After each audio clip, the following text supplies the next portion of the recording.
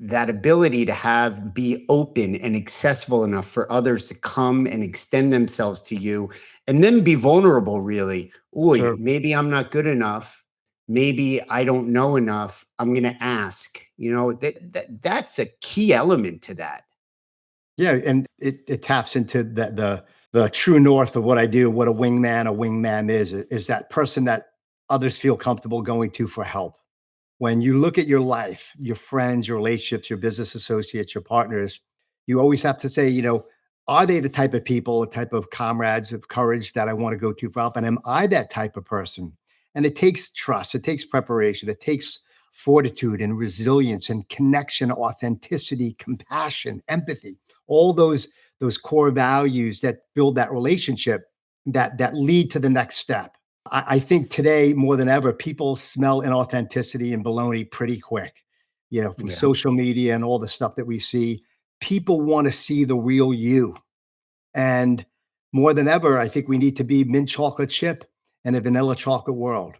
We need to be Yeah. distinct and unique and different and have a true north that belongs to us, something that we're willing to believe in and not sell out for. This is me as a person, Seth. Like, I don't Yeah. sell out. Like, I believe you got to have these core values and not give into fear and into being liked, et cetera. And I think you can attract people to that, but also, especially in life and in relationships and in business, that also means you may lose some type of constituents and partners or business because you are a distinct flavor. You're true and authentic. And so for that matter, to build a loyal following, a loyal, trusting, committed base of relationships, you may need to say no, or they may need to say no to you. Because I don't That, believe, it's about being distinct. And that does take a lot of work. It takes a lot of self-reflection, evaluation, and truthfulness just to really go deep yeah. get And that, people and that, through and that. that core virtue, or that aspiration of being somebody that comes to you. I know you, and I know you well enough to know it's not about admire me, come to me.